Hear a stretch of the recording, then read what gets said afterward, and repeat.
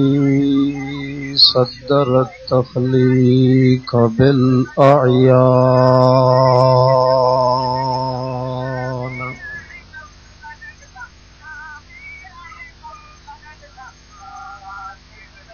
والصلاة والسلام على من صدر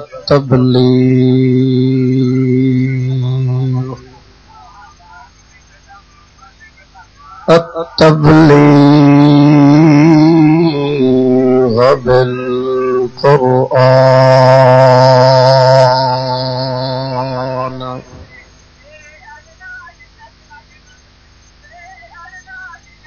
نشهد أن لا إله إلا الله لا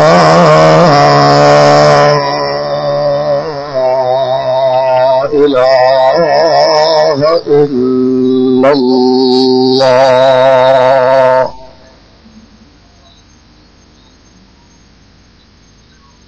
وحده لا شريك له هو الرحمن ونشهد أن من هو صمد الكل محمود الخلق عند الله الذي لا مستند لنا إلا هو ختما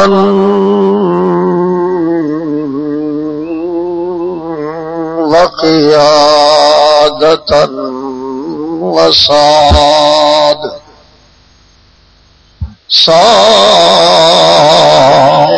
الخلق أجمع لا نبي ولا رسول بعد أسوة عمدة كافة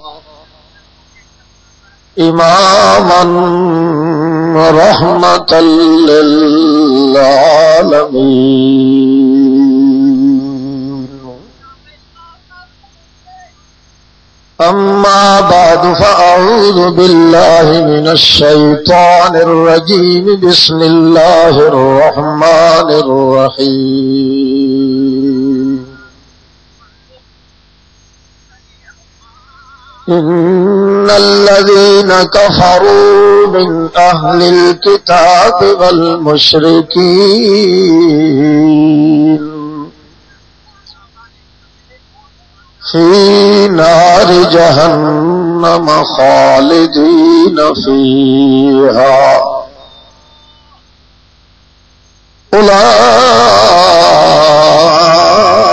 أولئك هم شر البرية إن الذين آمنوا وعملوا الصالحات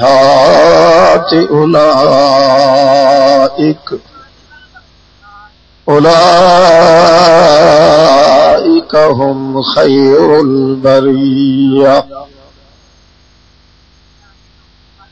سبحان ربك رب العزة عما يصفون وسلام على المرسلين الحمد لله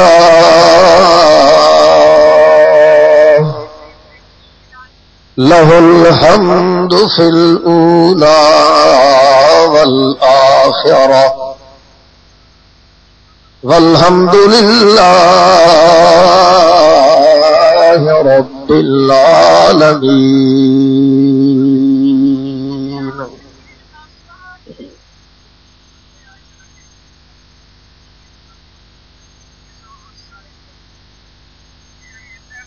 ومعیت جناب صاحب صدر گرامی قدر اور مخاطبین سامعین من المسلمین المخلصین من اہل الحضر والخط، بزرگوں، عزیز بھائیوں، محبوب ساتھیوں، لا تعد ولا تحصى بار شکر ہے اس ذات بے عیب لا ریب کا جس نے محض اپنے فضل اور رأفت و رحمت کے پیش نظر مجھے اور آپ کو محض اپنی ہی رضائے معلّہ کے حصول کی خاطر یہاں مل بیٹھنے کی توفیق عطا فرمائی ہے۔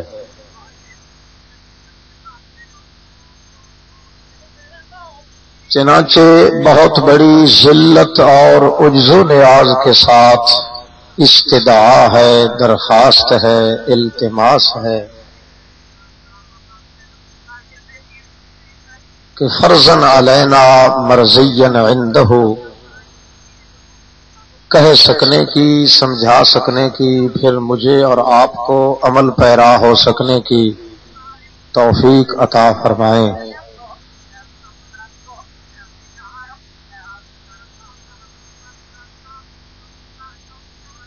ہر چھوٹا بڑا انسان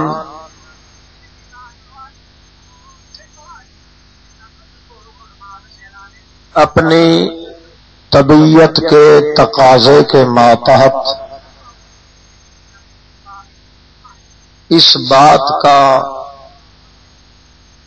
آرزو مند اور متمنی رہتا ہے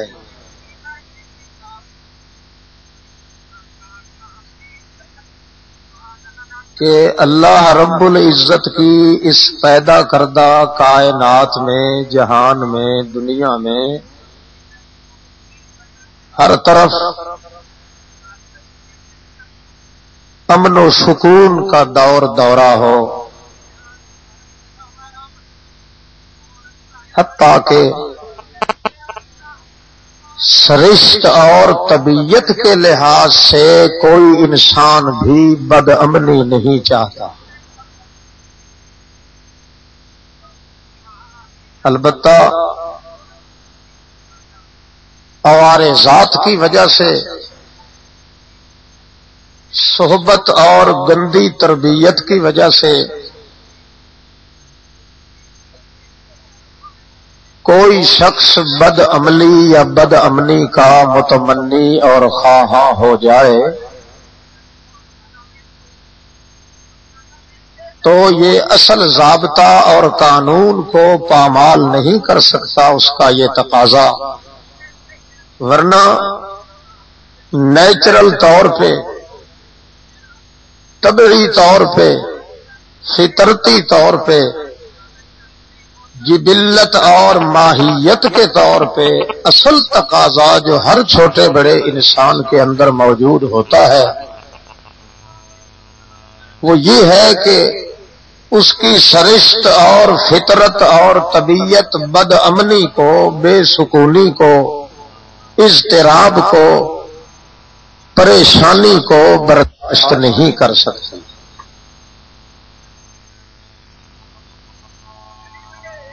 اور قانون فطرت کا تقاضا بھی یہی تھا۔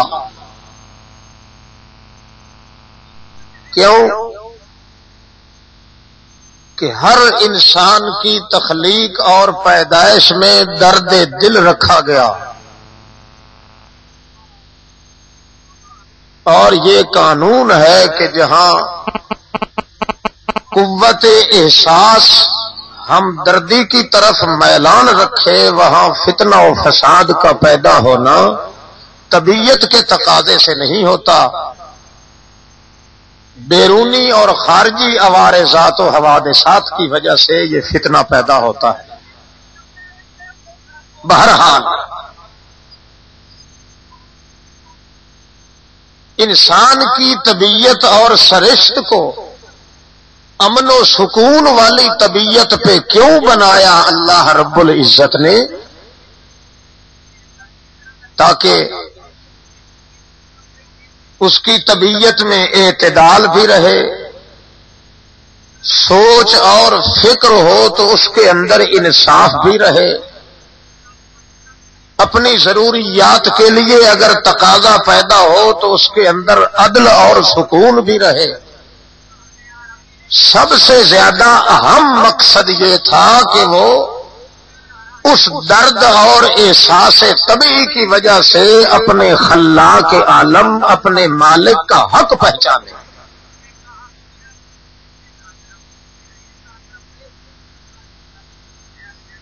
کہ جس ذات قدوس نے اسے پیدا فرمایا ہے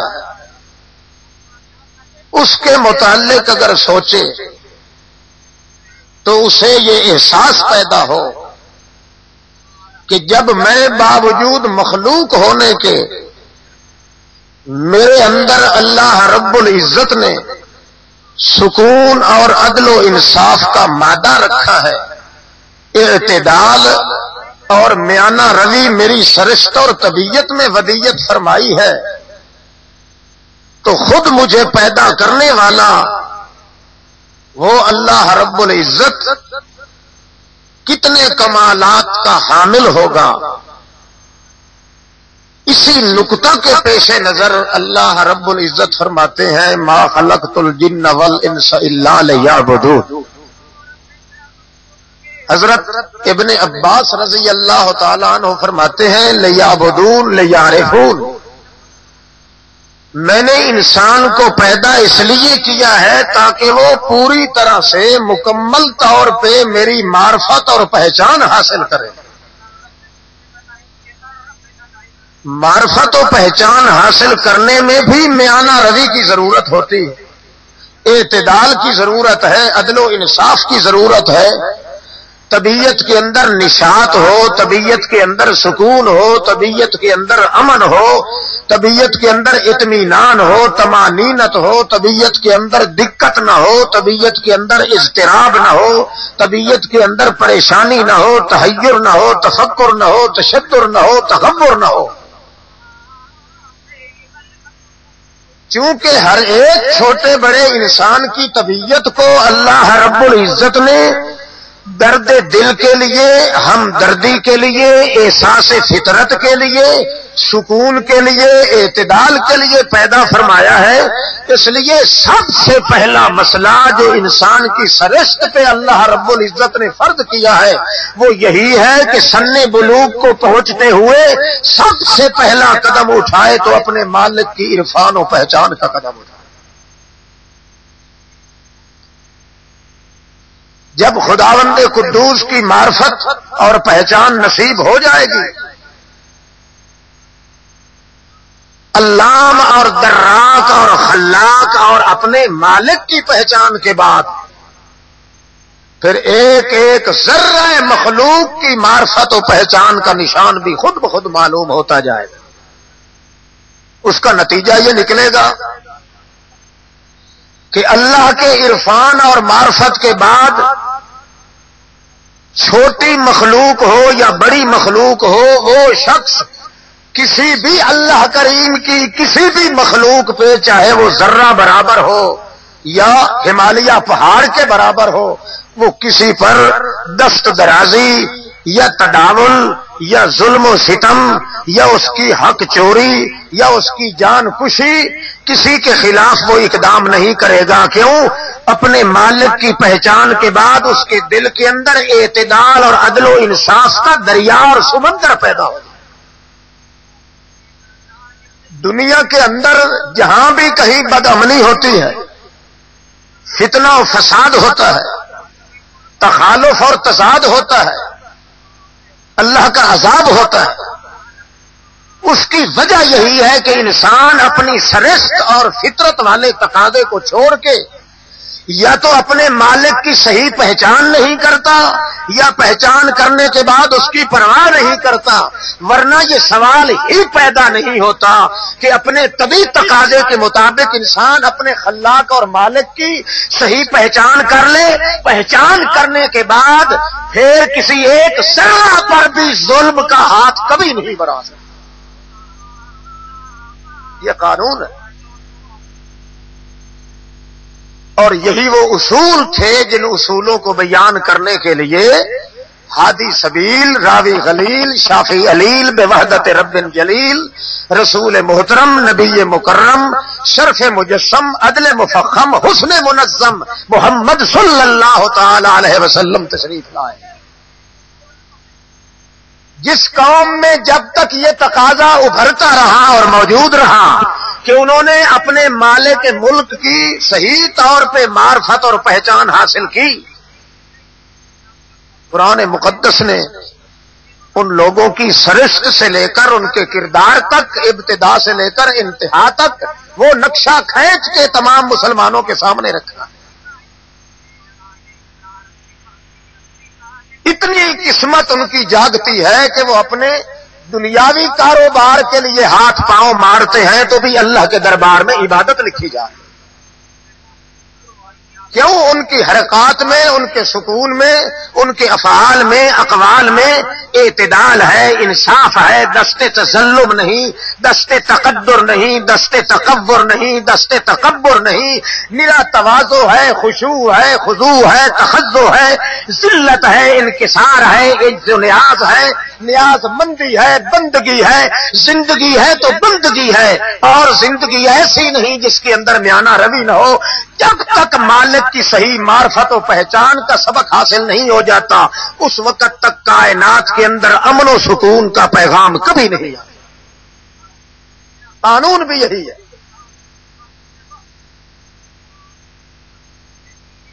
آپ دیکھیے کہ امن اور سکون کے اصول اور ضابطے بیان کیے ہیں اللہ رب العزت نے تو قرآن مقدس کے اندر۔ ایمان کی دعوت دی ہے اللہ کے پیغمبر نے، اسلام کی دعوت دی ہے اللہ کے پیغمبر کریم نے۔ ایمان آ جائے تو امن ہوتا ہے، اسلام آ جائے تو سلامتی آ جاتی۔ ایمان کی حقیقت قرآن مقدس سے پوچھیں تو اس میں بھی میانہ روی ہوگی، اعتدال ہوگا، انصاف ہوگا، عدل ہوگا۔ اسلام کی حقیقت بھی اگر قرآن مقدس سے پوچھیں گے تو اس کے اندر نری سلامتی ہوگی، میانہ روی ہوگی، اعتدال ہوگا، انصاف ہوگا، ظلم کا نام و نشان نہیں ہوگا۔ اس لیے مسلمان قوم ببانگے دہل پورے تداعی کے ساتھ، پورے تحکم کے ساتھ، پورے دعوے کے ساتھ یہ کہہ سکتی ہے کہ جتنا قدر امن و سکون کا پیغام ایمان و اسلام کے اصولوں کے اندر ہے، کائنات کا کوئی مکتب فکر بھی وہ پیغام اور وہ امن اور سکون کا پیمانہ نہیں پیش کر سکتا جو محمد الرسول اللہ نے پیش فرمایا۔ اس لیے کہ آپ کی دعوت کے اندر اعتدال تھا، انصاف تھا، اور اس پر اللہ رب العزت نے انعامات سے بھی نوازا قوم کو۔ اللہ پاک نے یہ نہیں بیان دیا تھا ان لوگوں کے لیے جنہوں نے وہ اصول قرآن مقدس کے سیکھے محمد الرسول اللہ صلی اللہ تعالی علیہ وسلم سے، ایمان قبول کیا، اسلام قبول کیا، اس کے بعد نتیجہ یہ نکلا کہ امن اور سلامتی کے اعلانات اللہ رب العزت نے لوح محفوظ سے نازل فرمائے۔ وعد اللہ الذین آمنوا منکم وعد اللہ الذین آمنوا منکم وعملوا الصالحات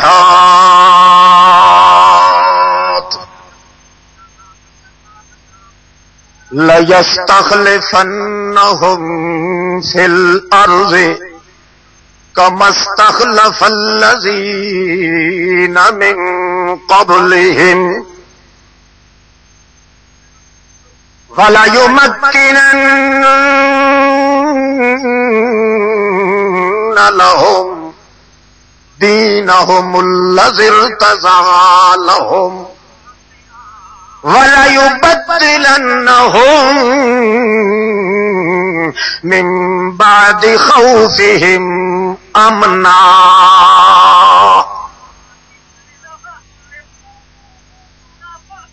ایک اصول جو محمد کریم صلی اللہ تعالی علیہ وسلم نے ضابطہ قرآن مقدس کے مطابق پیش کیا قوم کے سامنے، ایک ایک اصل حافظ نے اپنے طور پہ یہ ثابت کر کے دکھا دیا کہ امن اور سکون اگر کائنات میں پیدا ہو سکتا ہے تو اس کا ضامن صرف قرآن مقدس کا وہ اصول ہے جس اصول کو نافذ کرنے والے محمد رسول ہیں صلی اللہ تعالی علیہ وسلم. وعد اللہ الذین آمنوا منکم وعملوا الصالحات. یہ میرے پیغمبر کریم میں پہلے سے یہ وعدہ کر چکا ہوں، آج سے وعدہ نہیں، وعدہ پہلے لکھ چکا ہوں کہ جو بندہ بھی ایمان قبول کرے گا عملوا الصالحات، ایمان پہ اعمال صالحہ کی سلامتی کی چادریں چڑھائے گا. عمل صالح سے اسلام کا پتہ چلتا ہے، اس لیے قرآن مقدس کے اندر جہاں ایمان کا ذکر آتا ہے وہاں اعمال. بولنا تو کفر نہیں نا، بول کے تو جاؤ. چلو مسئلے سے اتفاق کرنا تو مشکل ہو جاتا ہے کسی سطح پہ. اللہ رب العزت ہمیں ایمان اور اسلام کے مسائل میں اتفاق نصیب فرمائے. وعد اللہ الذین آمنوا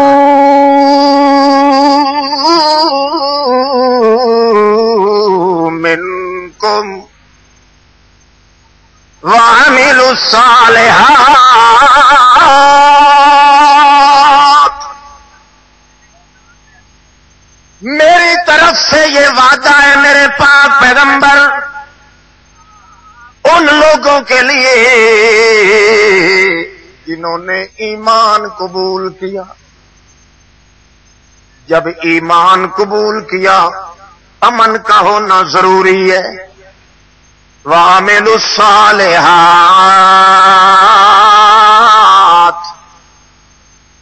وہ اعمال کیے صالحات جو ایمان کے ساتھ رہنے کی صلاحیت رکھتے تھے.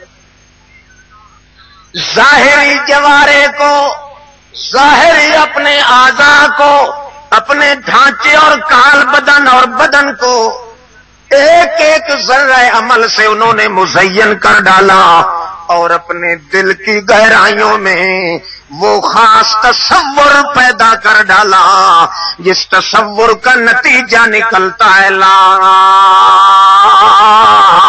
الہ الا اللہ.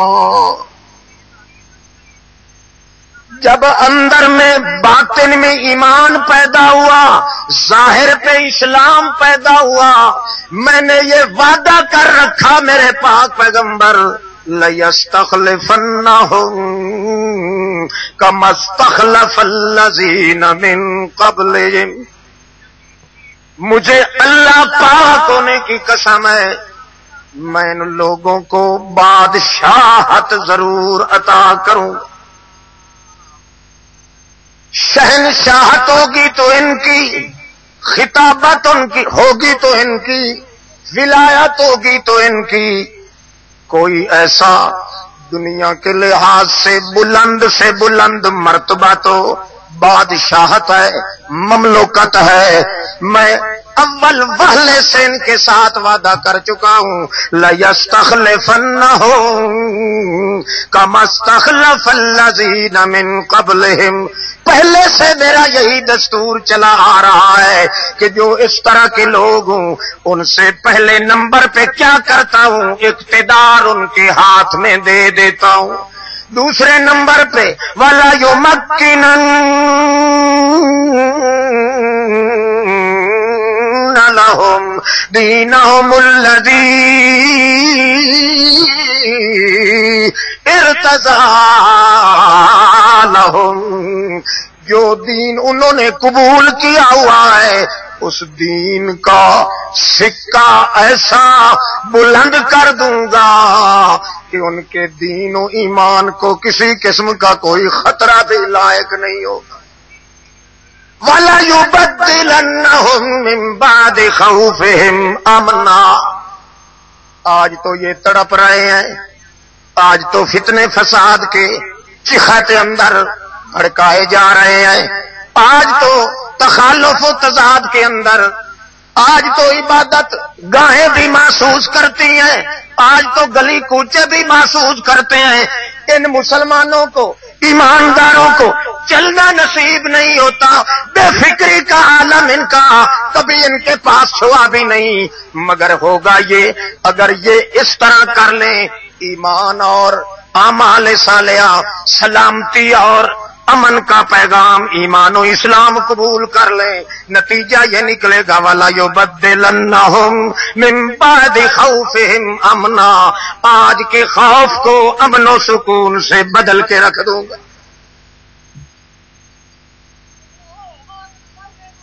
کیوں ہو رہا ہے یہ آج دنیا میں؟ ہر گھر کے اندر خوف و ہراس ہے، امن و سکون کیوں نہیں؟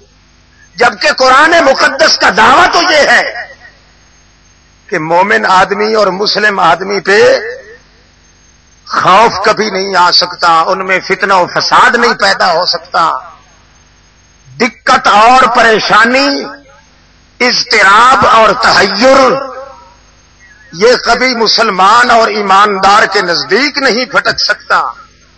قرآن مقدس بھی موجود ہے، وہ اصول بھی موجود ہیں، وہ ضابطے بھی موجود ہیں، وہ تقاصد بھی موجود ہے، وہ تقدس بھی موجود ہے، وہ تجلی بھی موجود ہے، وہ تبارک بھی موجود ہے. وہی مالک جو قرآن مقدس کو نازل کرنے والے ہیں، جن کے اندر انسانی تظلمات کو رد کرنے کے لیے اصول اور ضابطے پیش کیے گئے ہیں، وہ ضابطے علی حال ہاں بالکل موجود ہیں. پھر کیا وجہ ہے کہ دنیا کے اندر امن و سکون پیدا نہیں ہوتا؟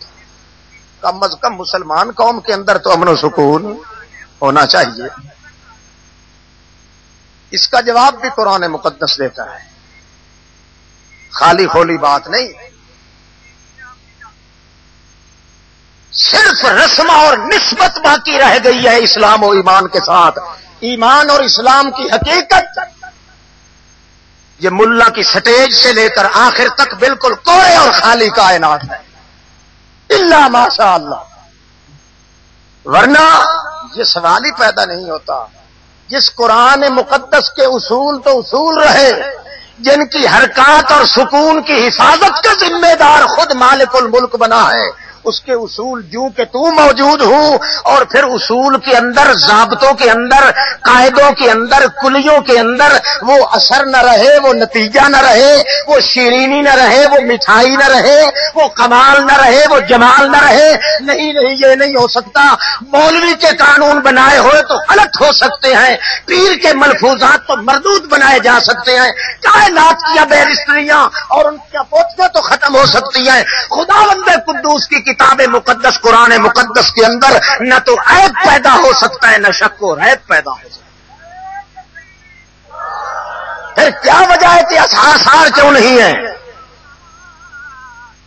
کیوں اثر زائل ہو گیا؟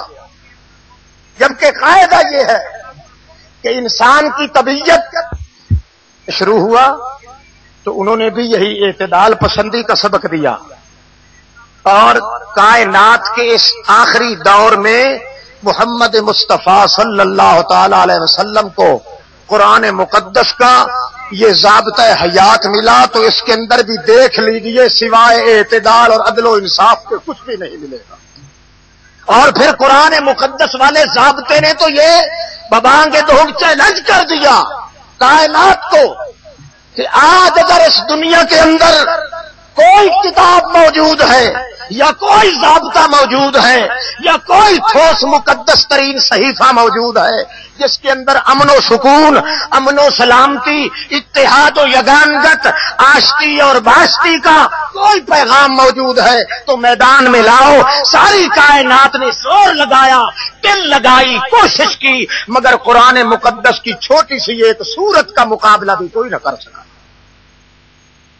اس لیے اب چاہیے تو یہ تھا کہ جس طرح یہ قرآن مقدس بے مثال تھا، محمد کریم شارح کا حال یہ ہے کہ وہ خود بے نظیر تھے، کتاب اللہ بھی بے نظیر، رسول اللہ بھی بے نظیر، اب امت کو بھی تو بے نظیر ہونا چاہیے.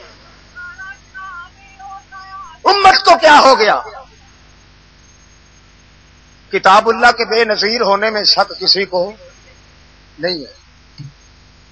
اور پھر کتاب اللہ کے شارح حضرت محمد الرسول اللہ صلی اللہ علیہ وسلم، ان کے بے نظیر آدمی ہونے میں بھی شک، انسان کے بچے کو تو شک نہیں ہو سکتا.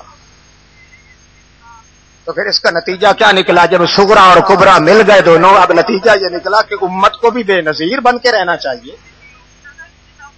یہ کیا ہے کہ امت کو دیکھے تو شرمائے یہود. وجہ کیا ہے؟ معلوم ہوتا ہے وہ ضابطہ، وہ اصول، وہ قانون، وہ ضابطہ حیات جو قرآن مقدس کے پیش نظر اللہ رب العزت کے پاک پیغمبر نے اس پہلی گزری ہوئی قوم کے سامنے پیش کیا تھا، آج امت نے وہ اصول فراموش ہی نہیں کر ڈالا بلکہ تہے تیز ہی نہیں کر ڈالا، لساڑ بھی دیا ہے، پامال بھی کر کے رکھ دیا. ورنہ یہ نحوست کبھی نہ آتی اس قوم کو.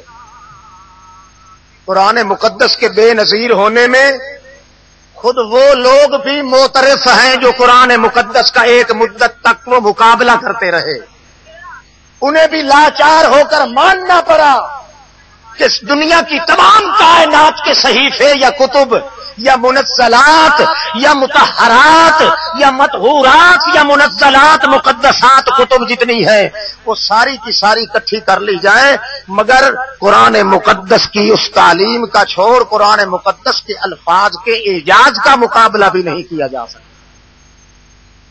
اور رہے شارح، قرآن مقدس تھا شرح، محمد الرسول اللہ تھے شرح. وہ عین کے ساتھ، وہ ہا کے ساتھ. قرآن عین کے ساتھ ہے شرح، محمد الرسول اللہ ہاں کے ساتھ ہے شرح. شرح ہوتی ہے اللہ کریم کی اور شرح ہوتی ہے محمد الرسول اللہ کی. اللہ پاک نے شروع کیا قرآن مقدس کو، محمد الرسول اللہ نے نافذ کیا قرآن مقدس کو. نہ شارع کا کمال تمہیں کام آ سکا، نہ شارح کا کمال تمہیں کام آ سکا. اب سوال یہ پیدا ہوتا ہے کہ امت کس پیغمبر کا رنگ قبول کرنے کے لیے تیار ہے جبکہ پیغمبر کریم کی کتاب مقدس کا رنگ اس امت پہ نہیں چڑھ سکا. رسول عربی کا حال یہ ہے کہ جس کسی صحابی سے کو پوچھنے والا پوچھتا ہے تو بول اٹھتے ہیں میاں پیغمبر بہت گزرے ہیں مگر ہمارے پیغمبر جیسا لم یخلق الرحمن مثل محمد، لم یخلق الرحمن مثل محمد ابدا وحقق اللہ یخلق لا عیب فی سوا اللہ شبیہ لہ، لا عیب فی سوا اللہ شبیہ لہ فی الحسن والخلق والالطاف والشیم.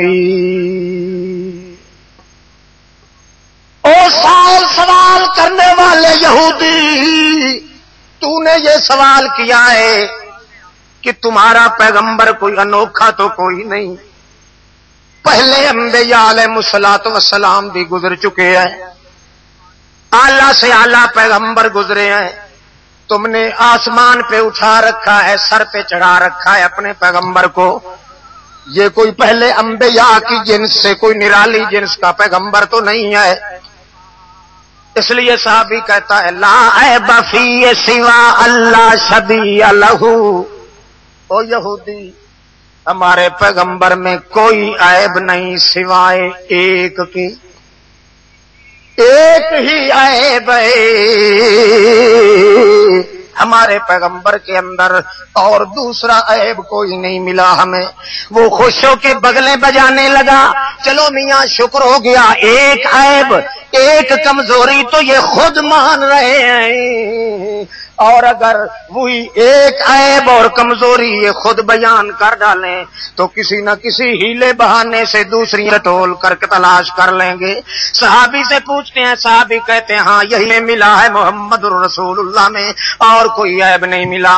لا عیب فی سوا اللہ شبیہ لہ فی الحسن والخلق والالطاف والشیم. اور تو کوئی عیب نہیں مگر یہی عیب ہے کہ محمد رسول اللہ جیسا موتی اللہ نے پیدا کوئی نہیں کیا.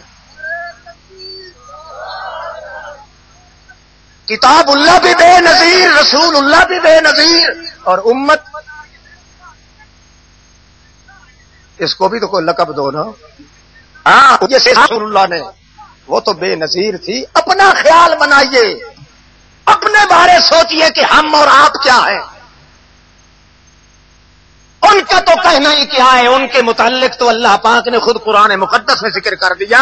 باقی جس طرح کتاب اللہ بے نظیر تھی، میرا رسول اللہ بے نظیر تھا، اس طرح جو لوگ آپ کے حوالہ صحبت کے اندر یا دامن صحبت کے اندر یا کنارے آفت تعلیم نبوت کے اندر آئے، چاہے وہ آل تھی، چاہے وہ اصحاب تھے، چاہے اور کریم کے پیٹ، چاہے پیغمبر جو بھی تھے، جن جن لوگوں نے یہ سننے کا موقع جن کو نصیب ہوا، ان کے متعلق to اللہ رب العزت نے اعلان کر دیا رضی اللہ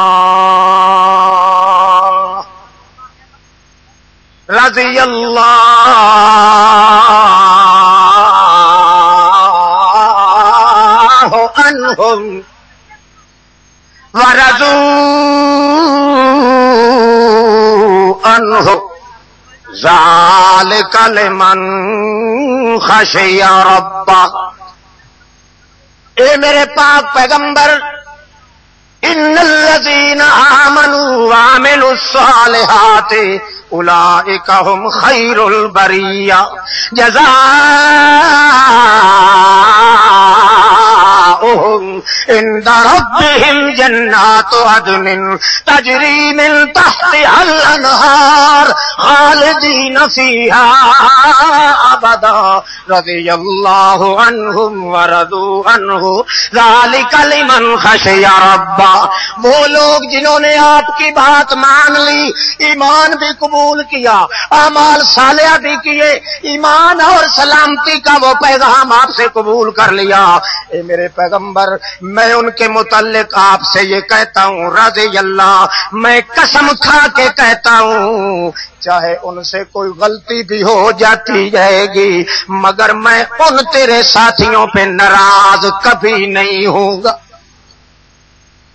رضی اللہ، ہاں وہ پرانے ساتھی ہوں آپ کے، جیسے آپ کا خلیفہ بلا فصل ابو بکر صدیق رضی اللہ تعالیٰ عنہ، یا وہ نئے ہوں گے، چاہے امیر معاویہ ابو سفیان، چاہے وہ غریب ہوں گے جس طرح صہیب و خبیب ہیں، چاہے مرد ہوں گے چاہے عورتیں ہوں گی، جس قسم کے بھی لوگ ہوں گے، جو بھی تیری کنارے عاطفت نبوت کی تربیت کو اپنا گئے ہیں، میں قسم کھا کے وعدہ کر رہا ہوں رضی اللہ، چاہے وہ غلطیاں بھی کرتے جائیں گے، علم ما فی قلوبہم، میں ان کے دلوں کا مطالعہ کر چکا ہوں، دل کی وجہ سے، دل سے وہ میری نافرمانی نہیں کرتے، بشری تقاضے کی وجہ سے اگر کوئی غلطیاں ہو بھی گئیں تو میں ان کے نامہ اعمال میں عبادت لکھا کروں گا، ناراض کبھی نہیں ہوں گا. کوئی رشوت دی تھی انہوں نے،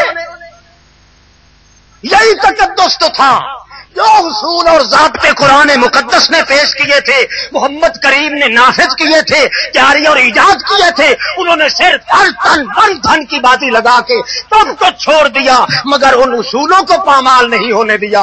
نتیجہ یہ نکلا، اللہ پاک فرماتے ہیں ان اور ضابطوں کے صدقے میں، ان کے تقدس میں، ان کے تصدق میں، ان کی تجلی میں، سائے میں، ان کے عکس میں یہ تقدس ان کو دیتا ہوں کہ وہ کریں گے تو زمین پہ غلطی، لکھوں گا عرش برین پہ ان کی عبادت۔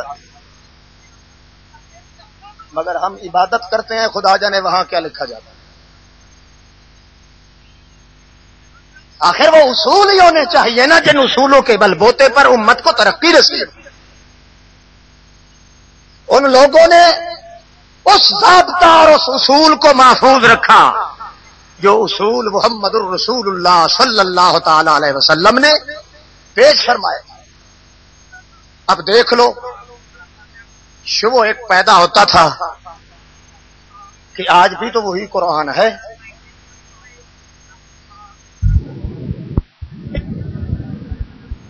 وہی قانون ہے، امت کے اندر وہ آثار کیوں نہیں پیدا ہوتا؟ قرآن پاک اس کا جواب دیتا ہے کہ ایمان ہے مگر اخلاص نہیں ہے، ایمان بھی ہے ساتھ شرک بھی ہے، ایمان بھی ہے اس ایمان پہ ظلم کی چادر بھی چڑھا رہے ہیں۔ الذین آمنوا ولم یلبسوا ایمانہم بظلم اولئک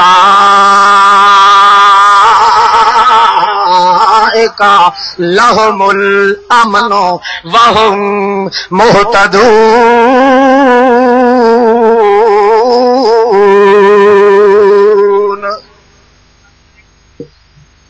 الذین آمنوا ولم یلبسوا ایمانہم بظلم، جو لوگ ایمان تو قبول کر لیں، اللہ کے پاک پیغمبر کا وہ جاری کردہ نافذ کردہ اصول اور ضابطہ ایمان و اسلام والا تو قبول کر چکے ہیں، صرف اتنا کرنے سے کچھ نہیں ہوتا۔ وَلَمْ يَلْبِسُوا ایمانہم بظلم، شرط یہ ہے کہ اپنے ایمانوں پہ شرک کی چادر مت چڑھائیں۔ اگر شرک کی ملاوٹ آ گئی، وَمَا يُؤْمِنُ أَكْثَرُهُم بِاللَّهِ إِلَّا وَهُمْ مُشْرِكُونَ۔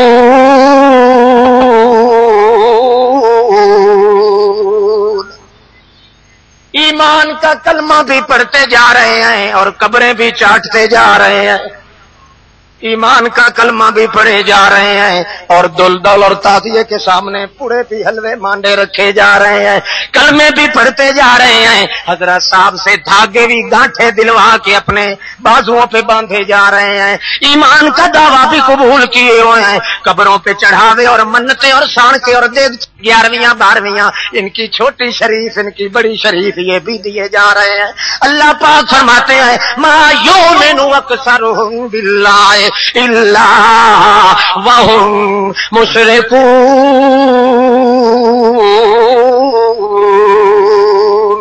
وہ لوگ کون تھے کہ ان کو ایمان و اسلام نصیب اللہ پاک نے کی؟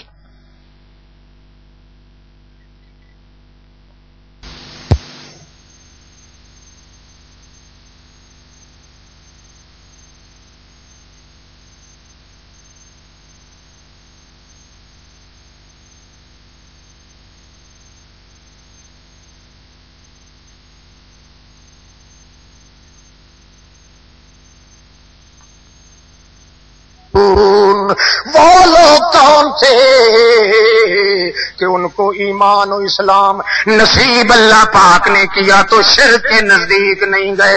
یہ کیسے ہیں؟ قرآن مقدس کے اصول کو ماننے کے باوجود مردود ہیں، فضول ہیں۔ کیوں؟ اس لیے کہ انہوں نے اللہ کے پاک پیغمبر کے جاری کردہ ایمان اور اسلام کے اصولوں کو ملوث کر کے رکھ دیا ہے، گندا کر کے رکھ دیا ہے، شرک کی مٹی اور شرک کی گھنونی سازشوں کے دویز پردے اوپر ڈال دیا دیے ہیں. اب کوئی کہنے والا اللہ کا دین بتلائے تو کتوں کی طرح پیچھے پھاڑ ڈالنے کے لیے تیار تو ہو جاتے ہیں، مگر پیغمبر کے اصولوں کو ماننے کے لیے تیار کوئی نہیں ہوتا. وَلَمْ يَلْبِسُوا إِيمَانَهُمْ بِظُلْمٍ. صحابہ کرام پوچھتے ہیں اَيُّنَا لَمْ يَظْلِمْ نَفْسَهُ یا رسول اللہ، کون ہے ہم میں ہے اللہ کے پاک پیغمبر جس نے کسی نہ کسی طریقے سے اپنی جان پہ ظلم نہ کیا ہوا ہو؟ اور تیرا اللہ پاک تو فرماتا ہے کہ میں ان کو معاف کروں گا، امن ان کو دوں گا، اہتداء و ہدایت ان کو دوں گا جن لوگوں نے اپنے ایماندار ہونے کے باوجود ظلم نہ کیا ہو. اور کون ہے ہم میں سے جس نے تھوڑا یا زیادہ کچھ ظلم یا زیادتی اپنی جانوں پہ نہیں کی ہوئی؟ نبی کریم مسکرا کے فرمانے لگے او بھلے مانسو، تم نے نہیں سمجھا کہ ظلم سے کون سا ظلم مراد ہے. ان الشرک لظلم عظیم. اللہ پاک فرماتے ہیں اور تو جتنی زیادتیاں اور ظلم ہوئے میں معاف کر دوں گا، مگر ایمان کے دعوے کے ساتھ، اسلام کے دعوے کے ساتھ اگر چٹنی شرک کی مل گئی، نکل شرک کا ملا دیا، لازمہ شرک کا ملا دیا، ملونی چاشنی شرک کی ملا دی، اگر تم نے اس طرح کھچڑی بنا دی تو سوائے لعنت و پھٹکار کے کچھ نصیب نہیں ہو. اصول تو آج بھی موجود ہے، اور اگر ایسا ایمان ہو جس کے اندر ظلم اور شرک کا شائبہ نہیں تو پھر اللہ پاک کا اعلان سنو، اولئک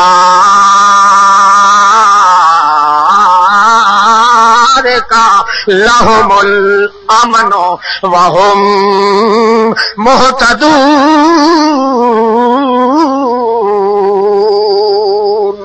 اے میرے پیغمبر، مجھے اپنے تقدس جبروت کی قسم ہے، اگر اپنے ایمان کے ساتھ شرک کی ملاوٹ نہ آنے دیں تو میں قسم کھا کے کہتا ہوں لہم الامن وہم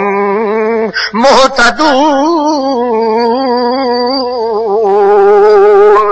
دنیا میں ہر ایک کے دل کے اندر امن و سکون پیدا کر دوں گا، ہر ایک کے گھر میں امن و سکون پیدا کر دوں گا، ہر صوبے اور سکنے کے اندر امن و سکون پیدا کر دوں گا، ہر ایک ملک و مذہب اور ملت کے اندر سکون پیدا کر دوں گا.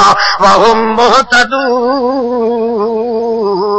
دن قیامت کے ایسے دوڑ دوڑ کے بہشت میں جائیں گے جیسے پہلے کا دیکھا ہوا راستہ ہو.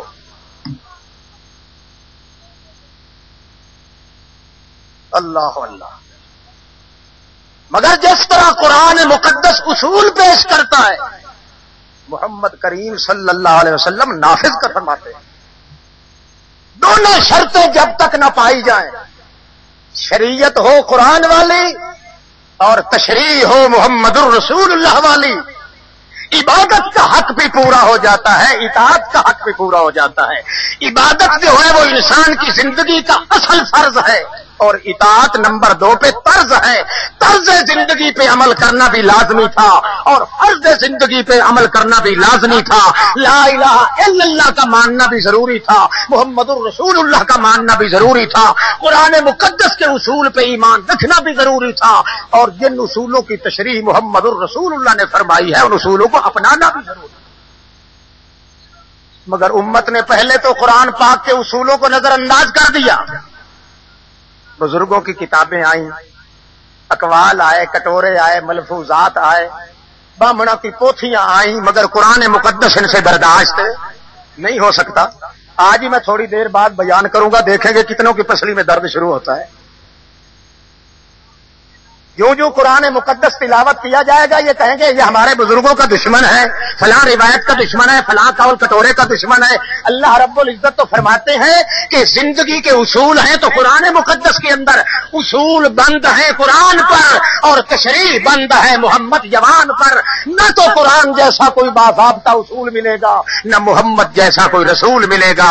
اس لیے جب تک عبادت و اطاعت کے 2 دامن اور 2 ایٹم، 2 دفعے، 2 پوائنٹ، 2 گوشے، 2 مرکز جب تک انسان اپنے دل کے اندر نہ سمائے، نہ لا الہ الا اللہ کا مقصد پورا کر سکتا ہے، نہ محمد الرسول اللہ کا دامن چھو سکتا ہے۔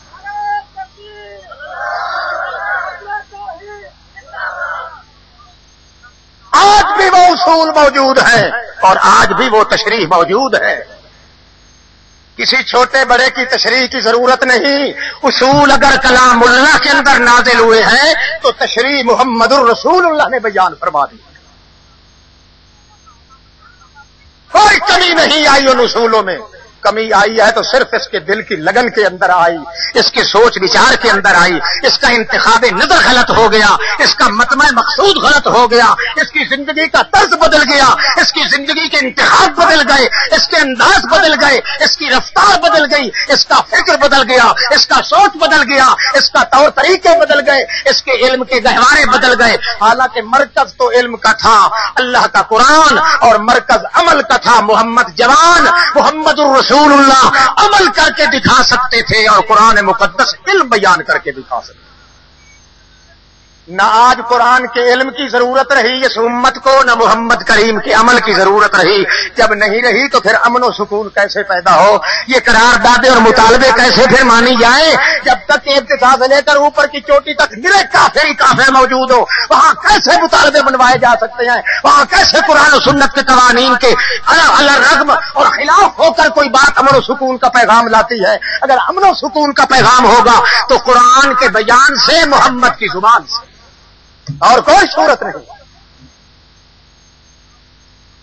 قراردادیں پیش کیا کرو میرے عزیز تو یہ کیا کرو کہ ہم چاہتے ہیں کہ اصول وہی نافذ کیے جائیں جو قرآن پاک کے محمد الرسول اللہ نے نافذ کیے ہیں۔ پھر دیکھتے ہیں نا چیخیں نکلیں گی اوپر والوں کی بھی اور نیچے والوں کی بھی۔ اللہ اللہ، توجہ ہے؟ تھک تو نہیں رہے ہو جی؟ تھکاوٹ تو نہیں محسوس ہو رہی؟ ہاتھ کھڑا کیجیے جن کو تھکاوٹ ہو رہی ہے۔ ماشاء اللہ۔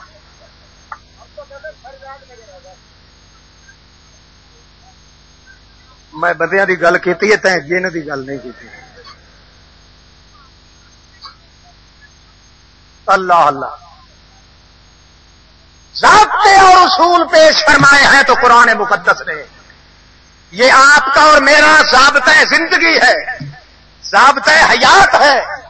اس ضابطہ حیات کو نافذ کرنے والے وہ آب حیات ہیں، محمد عزت مآب ہے صلی اللہ تعالی علیہ وسلم۔ اگر آپ نے قرآن مقدس کے ضابطے کو مانا، اس کی تشریح کو نہیں مانا تو تو نے محمد الرسول اللہ کو ٹھکرا دیا۔ ایک مثال سن لیجیے کہ قرآن مقدس نے اصول پیش کیے ہیں اور محمد الرسول اللہ نے باضابطہ اس کی تشریح کر کے نافذ کر دیا۔ خصوصی طور پہ وہ ضابطے نافذ کیے ہیں جن ضابطوں کے خلاف کرنے سے ایمان اور اسلام دونوں برباد ہو جاتے ہیں۔ دعویٰ ہونے کے باوجود ایمان اور اسلام کا نتیجہ مرتب نہیں ہوتا۔ ان الذین کفروا من اہل الکتاب والمشرکین فی نار جہنم خالدین فیہا اولئک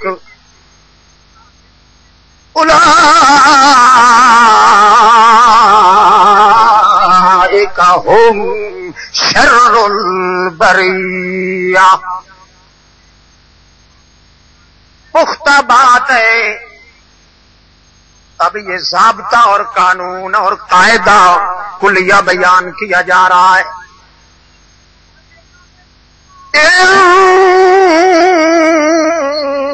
الذین کفروا من اہل الکتاب والمشرکین فی نار جہنم۔ کوئی شک نہیں اس بات میں کہ جو لوگ کفر کر چکے ہیں یہودیوں میں سے، عیسائیوں میں سے، والمشرکین، اور مکے والے مشرکوں میں سے، یہ تین ٹولے جو کفر کر چکے ہیں یہ کون ہیں؟ اولئک ہم شر البریہ. توجہ ہے؟ جتنے مخلوقات اللہ پاک فرماتے ہیں میں نے بنائی ہے، جتنے یہ بدماش ہیں اتنا اور کوئی نہیں، جتنے یہ بد کردار ہیں، شریر ہیں، جتنے یہ بے غیرت ہیں اتنا اور. اولئک ہم شر البریہ. بات سمجھ رہے ہو؟ یہ شر البریہ ہیں. کون ہے؟ میری مخلوق میں ان جیسا لعنتی اور کوئی نہیں، ان جیسا شریر اور کوئی نہیں، ان جیسا بدماش اور کوئی نہیں، ان جیسا بد چلن اور لچا اور کوئی نہیں، ان جیسا بے غیرت کوئی نہیں. سارے گندے سے گندے لقب کے یہ مستحق ہیں جو کیا کرتے ہیں؟ کافروا من اہل الکتاب والمشرکین فی نار جہنم خالدین فیہا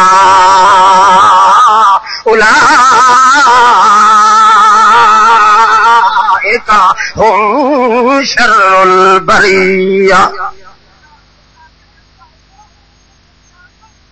جیسے لوگوں نے کفر کیا ہے ان جیسا شریر کوئی نہیں، لعنتی کوئی نہیں، بدماش کوئی نہیں، بد چلن کوئی نہیں. اللہ پاک فرماتے ہیں شر البریہ، میری پیدا کردہ مخلوقات میں سے ان جیسا اور شریر کوئی موجود. صحابہ کرام سوچ میں پڑ جاتے ہیں کہ پتہ نہیں کس قسم کا کفر کرنے سے انسان پہ یہ فتویٰ لگتا ہے. ہدایت اور ایمان کا راستہ تو ایک ہے، ظلمت اور کفر و شرک کے راستے کتنے ہیں؟ کتنے؟ 34 کروڑ تو صرف ہندوستانیوں کا مشکل کشا ہے. کتنے؟ انہوں دے گنے لگ جاؤ تو بندے دے سر دے وال ہی ٹہ جاندے، گنجا ہو جائے. لسوڑی شاہ، پکوڑے شاہ، مسن شاہ، ترپڑ شاہ، ادبر شاہ، گڑبڑ شاہ، رگڑ شاہ، ازبر شاہ، نزبر شاہ. او شاہ شاہ شاہ شاہ دی شین دا حلیہ ہی انہوں نے پھٹا کے رکھ.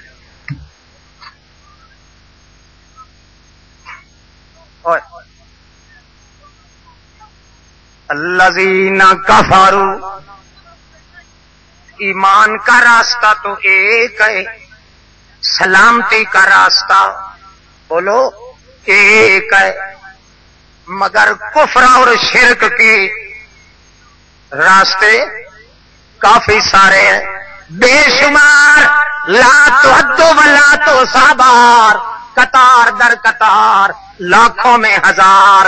اللہ پاک فرماتے ہیں، اللہ کے پاک پیغمبر جب تک تشریح نہیں فرمائیں گے اس آیت کے اندر اس کفر کا پتہ نہیں چلے گا جس کفر پہ ان پہ فتویٰ لگایا گیا ہے. اولئک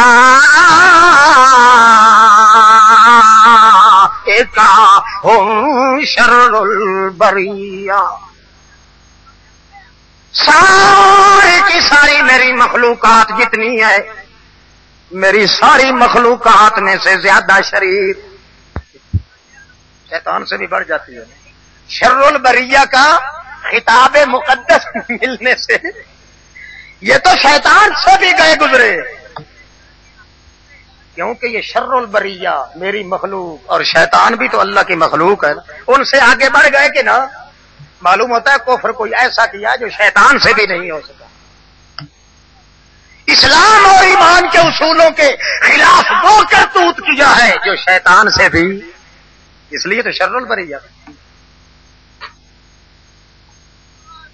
شیطان تو کہا تھا نا شیطان نے، اللہ جی تو نے مجھے لعنتی تو بنایا ہے، دیکھ لعنتی تو بنایا، فَبِعِزَّتِ کا لَأُغْوِيَنَّهُمْ اجمعین،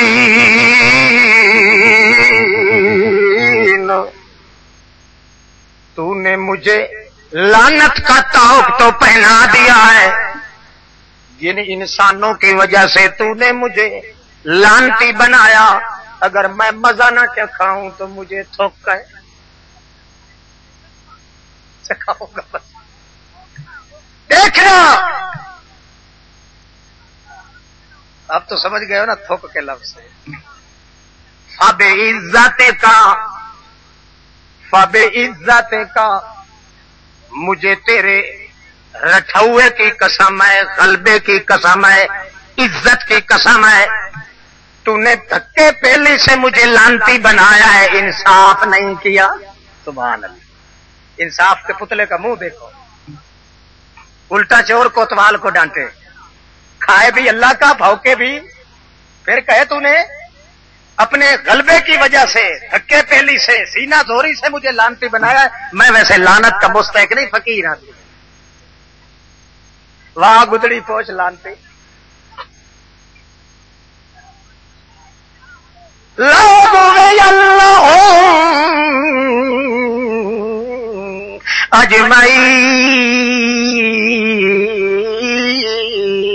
اجمعین، میں ضرور ان کو گمراہ کر کے رہوں گا۔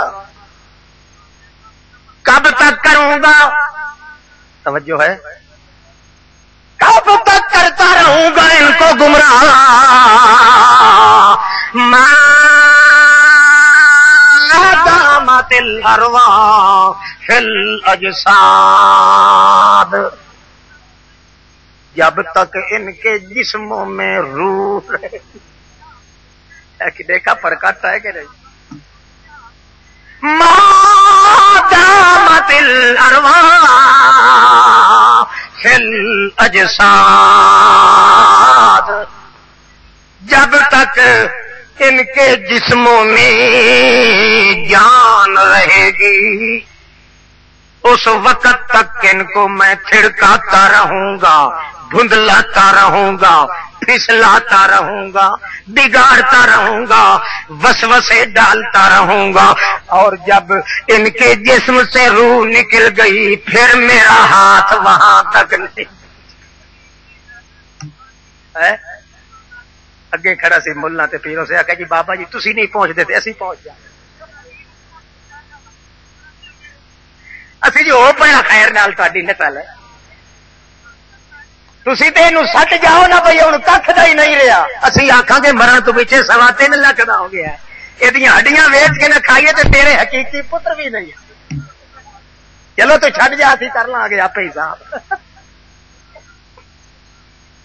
تے پھر بگلا بجا دینا اج اینی آمدنی آئی صندوقڑی جو اینے روپیے ملے، لاکھ لعنت تے کھاتے تے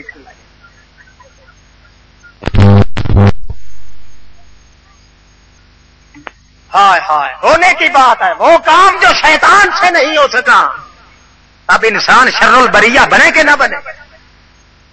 ما دامت الارواح فی اجسادہم، جب تک ان کے جسموں میں جانیں رہیں گی اس وقت تک میری کمانیں رہیں گی۔ نبی کریم صلی اللہ تعالی علیہ وآلہ وسلم تسلیما کثیرا کثیرا نے بھی فرما دیا تھا ان الشیطان یجری من الانسان مجرى الدم، جن رگوں کے اندر خون دوڑتا ہے انہی رگوں کے اندر اسی طرح شیطان کا وسوسہ دوڑ جاتا ہے. مگر شیطان کیا کہہ رہا ہے کہ مات الارواح فی اجسادہم، جب تک ان کے جسموں میں جان رہے گی اس وقت تک میری بھی آن بان رہے گی، اور جب ان کا روح نکل گیا جسم سے پھر یہ میری سنتے نہیں. بولو بولو، یہ میری سنتے نہیں. مگر وہ چلا جاتا ہے دفن کرنے کے بعد ایڈا لمبا داڑا کٹیا ہوا ہے، صوفی جہا بنیا ہوا ہے، پیچھے مرید بھی لگے ہوئے. یہ آ گیا تے آ کے کہندا ہے اے بابا میری او سندا نہیں تے تیری موڑدا نہیں. شیطان تے دے پیچھوں ہٹ گیا ہے، کہندا ہے ہن میری سندا ہے تے کون سندا ہے؟ وہی سنتا ہے. اس لیے اسی سے لعنت لے کر بھی دعا کر رہا ہے. تازہ تازہ لعنت کے چھاپے پڑے شیطان پہ، پھر بھی کہنے لگا اللہ جی تو نے لعنتی تو بنا دیا ہے پر میں ملنگ دی ایک دعا تے قبول کر. کیڑی؟ رب انظرنی الی یوم یبعثون، قیامت تک کے لیے مجھے موت نہ دیجیو. اللہ پاک فرماتے جا لعنتی جہان کے تیری دعا قبول کر. اس واقعہ کو قرآن مقدس کے اندر اللہ پاک نے نازل فرما دیا تاکہ بندوں کو پتا چلے او انسان اگر تو اپنے باپ کا ہے، جس طرح تیرا باپ آدم میرے دروازے پہ روتے روتے ہار تو گیا مگر کسی دوسرے دروازے پہ نہیں گیا. اگر تو اپنے باپ کا ہے، حلالی نطفہ ہے، مرتا تو مر جائے گا مگر میرے دروازے کو چھوڑ کر اور کہیں نہیں جائے گا. اور تجھ سے تو پھر شیطان بھی اچھا ہوگا، وہ بھی جتنا بھی لعنتی ہو گیا پھر بھی مانگتا ہے تو مجھ سے مانگتا ہے. تو شیطان سے بھی گر جائے گا کہ جو کام شیطان سے نہیں ہو سکا وہ تو نے کیوں کر ڈال. وہ پیچھے ہٹ گیا تو یہ آ گیا بابا میری ایک خدا سنتا نہیں تے تیری دیکھو ظالم دا تماشا. اللہ وہ پیچھے تھاپڑے مار گئے. بچڑا بیٹا میں تو اب بوڑھا ہو گیا ہوں پر ٹھیک ہے مولی صاحب ٹھیک ہے بالکل، جتنا ہو سکتا ہے زندوں کی مردوں کی ہڈیاں نچوڑ نچوڑ کے مکھ نکال کے تو نہیں کھا گیا تو میری نسل خوب تکڑا ہو. اللہ الذین کفروا من اہل الکتاب والمشرکین فی نار جہنم خالدین فیہا اولئک هم شر البریہ. اللہ کے پاک پیغمبر کے صحابہ کرام سوچ میں پڑ گئے کون سا کفر کیا ہوگا ان لوگوں نے. کفر تو ہزاروں درجے ہیں، لکھوں کھا درجے ہیں کفر کے، شرک کے. ایک راستہ تو نہیں کفر کا، ہزار بے شمار قطار در قطار راستے. پتہ نہیں وہ کون سا کفر کیا ہوگا انہوں نے جس کی وجہ سے ان کا خطاب آیا ہے شر البریہ. اللہ کے پاک پیغمبر محمد رسول اللہ صلی اللہ تعالی علیہ وسلم یہ قانون شرع تھا، محمد کریم اس کی شرح فرماتے ہیں اور کائنات کو بتلاتے ہیں. جس طرح قرآن کے اصول کو ماننا ضروری ہے اسی طرح محمد کریم کی زبان سے تشریح کو ماننا بھی ضروری ہے تاکہ کلمہ کی دونوں جزوں پہ عمل ہو جائے، ایمان آ جائے لا الہ الا اللہ محمد الرسول. اللہ کے پاک پیغمبر فرماتے شر البریہ کی اب تشریح ہو رہی ہے. الا ان من شرار الناس من تدرکهم الساعة وهم احیاء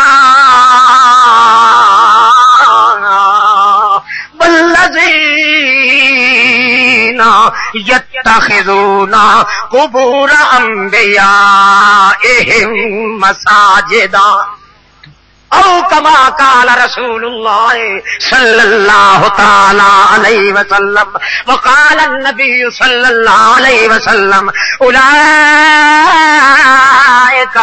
اذا مات فیہم الرجل الصالح او العبد الصالح بنوا علی قبرہ مسجدا وصوروا فیہ تلک الصور اولئک هم شرار الخلق عند اللہ. آئی تشریح کے نہ آئی بتلا دیا کہ کون سا کفر کیا تھا انہوں نے اور وہ کون سا کرتوت ہے جس کے کرنے سے انسان تمام نجسوں سے زیادہ نجس ہو جاتا ہے, تمام پلیتوں کا سردار بن جاتا ہے, تمام بدماشوں کا ہیڈ اور چیف بن جاتا ہے. وہ کون سی بدماشی؟ اولئک اذا مات فیہم الرجل الصالح او العبد الصالح. بخاری مسلم سے آسطہ کے اندر حدیث ہیں.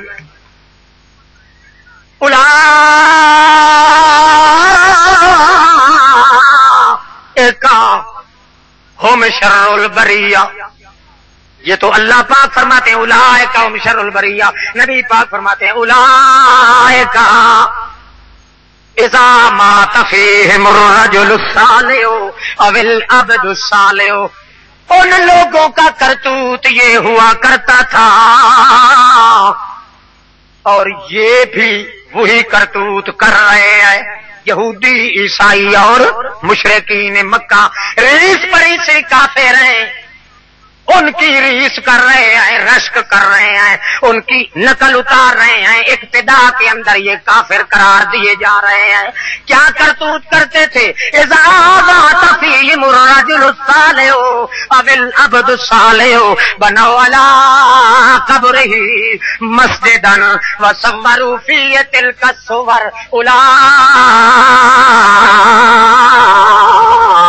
هم شرار الخلق عند اللہ. ان لوگوں کی یہ عادت تھی جب کوئی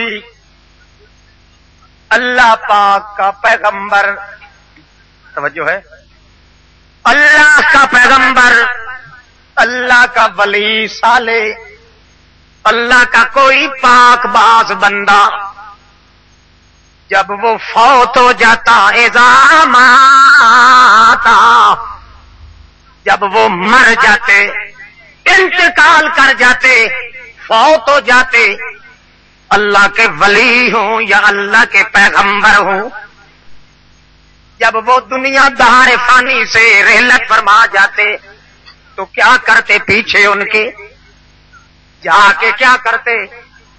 بناؤ علی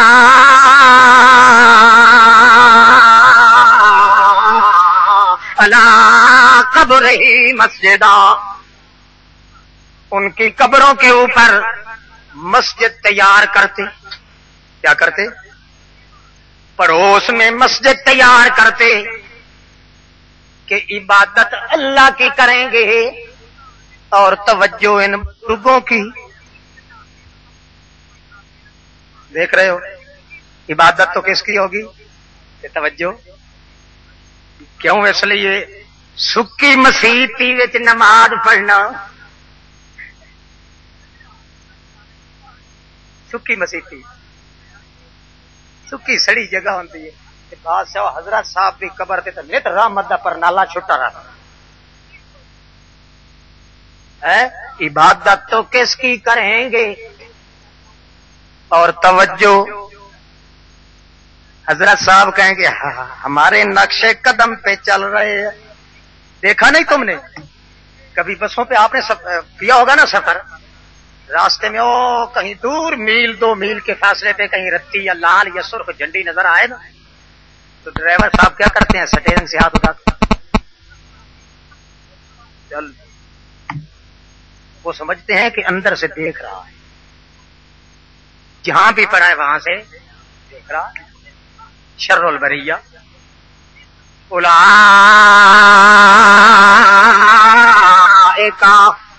پردوں سے دیکھنا کس کا کمال ہے؟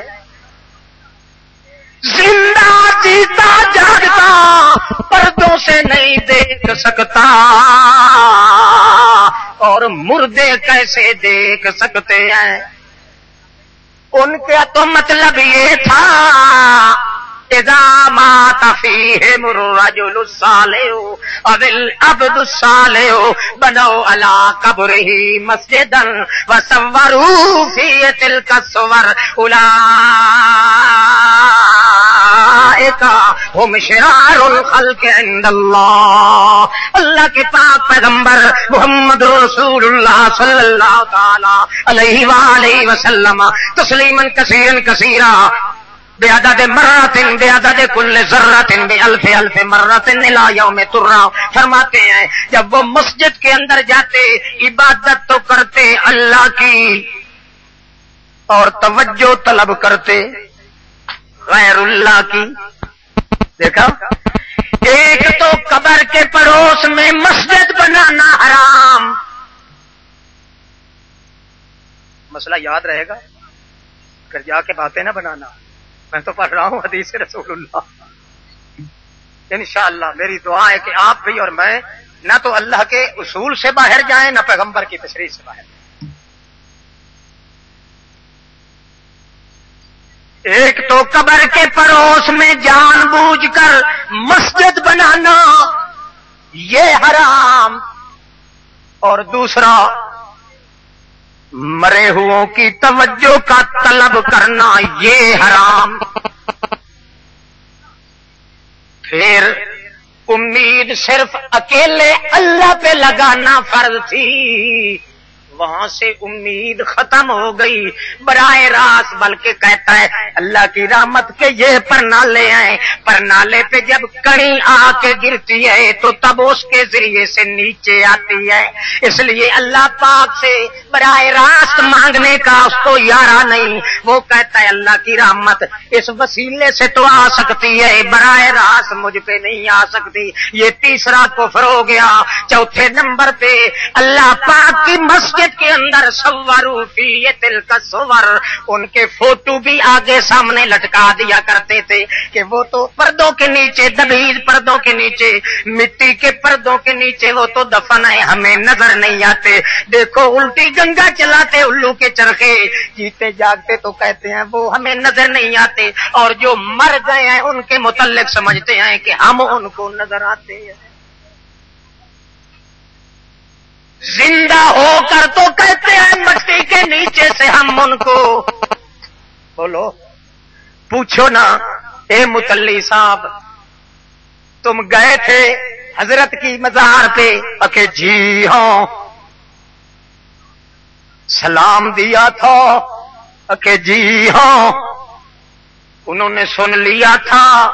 کہ جی ہاں۔ جواب دیا تھا؟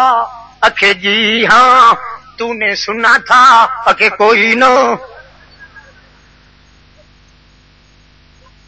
بے حیا باشر چخائی کو،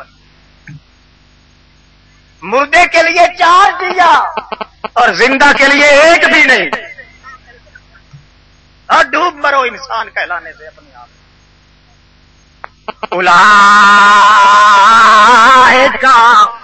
ہم شر او دیکھنے والا وہ ذات، تو نے اس کی طرف توجہ نہیں کی، اور جو آپ خود مٹی کے اتنے ہزاروں من کے نیچے پردوں کے اندر چلا گیا ہے، جو غیب میں چلا گیا ہے، تو اس کے متعلق سمجھتا ہے کہ وہ مجھے دیکھ رہے ہیں، میری بات سن رہے ہیں۔ اگر اس سے بھی تو مسلمان رہ جاتا ہے تو بتا اور کافری کیا ہے؟ پردوں کے نیچے دیکھنے والا کون ہے؟ سننے والا کون ہے؟ اللہ کے پاک پیغمبر فرماتے ہیں اللہ، پھر سب سے زیادہ جرم تو نے یہ کیا ہے کہ اس سے امیدیں توڑ کر امید لگائی ہے، تو مردوں سے، زندہ خدا سے امید توڑ دی اور مردوں سے امیدیں جوڑ دی۔ حالانکہ یعقوب علیہ السلام کا قصہ آپ نے سنا ہوگا، جب اپنے بچوں کو، اپنے لڑکوں کو بھیج رہے ہیں کہ جاؤ بنیامین کو لے آؤ، جلدی بلا لاؤ، بادشاہ مصر کو جا کے میری طرف سے عرض کرو کہ ہمارا والد بڑا بوڑھا ہے، لاچار ہے، وہ چل پھر نہیں سکتا، اس لیے اگر غلطی بھی ہو گئی ہے بنیامین سے، پہلے یوسف علیہ السلام کی جدائی ہو گئی، پھر یوسف علیہ السلام کا تو پتہ ہتھا نہ لگا، 38 سال کا عرصہ گزر گیا، بعد میں بنیامین پہ آئی ہے مصیبت کہ بادشاہ مصر نے اپنے پاس رکھ لیا اور اس نے کہا ہمارا قانون ہے، ہم قانون اور ضابطے کے خلاف نہیں کر سکتے، واپس لوٹ کے آئے اپنے ابا جان کی خدمت میں عرض کرتے ہیں، حضرت یعقوب علیہ السلام رو رو کے فرماتے ہیں جاؤ بیٹو، جاؤ جا کے میرے بنیامین کو لے آؤ، میری طرف سے رکا بنا کے لے جاؤ اور جا کے کہو اے بادشاہ سلامت، ہمارا باپ بڑا بوڑھا ہے، بڑا عاجز ہے، بہت درد مند ہے، بہت پہلے بھی اسے بڑے دھکے لگے ہیں، فراق اور ہجر کے تیروں نے اس کا وجود چھلنی کر کے رکھ دیا ہے، آج تو اپنی مہربانی سے بنیامین کو واپس موڑ دے۔ اچھا ابا جی ہم ضرور جاتے ہیں، جب جا رہے تھے اتنی دور جاتے ہیں، پیچھے سے یعقوب علیہ السلام آواز مار کے کہتے ہیں یا بنیا، او میرے لڑکے، او میرے بیٹو، میری آخری وصیت بھی سنتے جاؤ۔ کہنے لگے جی ابا جی کیا فرمان ہے، آپ ضرور ارشاد فرمائیے۔ فرمانے لگے کہاں جا رہے ہو؟ کہنے لگے بنیامین کو لینے جا رہے ہیں، مگر حضرت صاحب فرماتے ہیں فتحسسوا من یوسف واخیہ، اے میرے بیٹے لینے تو جا رہے ہو بنیامین کو، مگر پہلے میرے یوسف کی تلاش کرنا، ہو سکتا ہے کہیں دھکے مکے لیتا کھاتا، کہیں درد کا بچھڑا ہوا، کہیں جنگل میں پڑا روتا ہوا مل جائے۔ میں تمہیں اللہ کا واسطہ دے کے کہتا ہوں فتحسسوا من یوسف واخیہ، بنیامین کی بات میں کوشش کرنا، پہلے میرے یوسف کا حال بتا۔ بیٹے کہنے لگے او باپ جی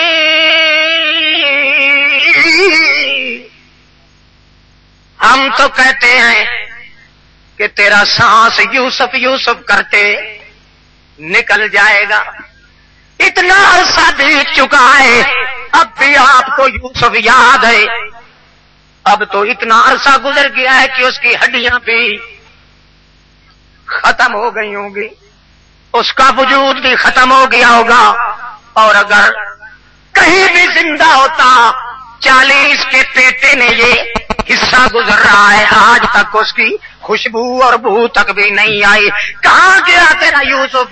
ہم کہتے ہیں چھوڑ دے، ورنہ کیا ہوگا او تکون من الہالکین،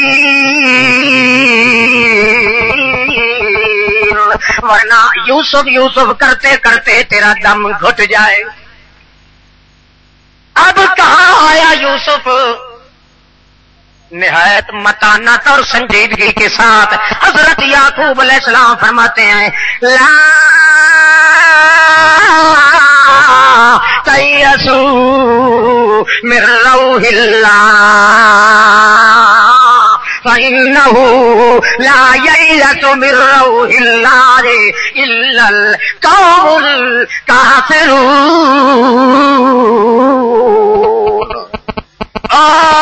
میرے بیٹے بات تو اتنی ہے جتنی تم کہہ رہے ہو، دنیا کی طرف نظر مارتا ہوں تو مجھے بھی اندھیرا معلوم ہوتا ہے، مگر جب اللہ کی ذات کی طرف متوجہ ہوتا ہوں تو پھر مجھے یوسف کے ملنے کا صبح سویرا معلوم ہوتا ہے۔ لا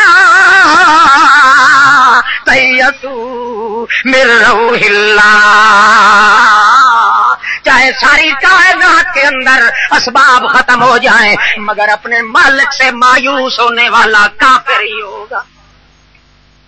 ایک تو اللہ پاک سے مایوس ہو گئے، دوسرا زندے کو چھوڑ کر مردوں کی توجہ کے محتاج ہو گئے، تیسرے نہ سننے والوں کو عقیدہ یہ رکھا کہ وہ ہماری طرف متوجہ ہو رہے ہیں اور ان پہ در فیض کھلا ہوا ہے، ہم پہ واہ ہوتا چلا جا رہا ہے۔ اللہ کے پاک پیغمبر فرماتے ہیں اولئک هم شر البریہ، اے میرے پاک پیغمبر ساری کائنات کے بدماش اور لچے کٹھے کر لیے جائیں، ان جیسا بدماش کائنات میں کوئی۔ اب دیکھیے رات دن جن کی گزر رہی ہے بیچاروں کی قبروں پہ،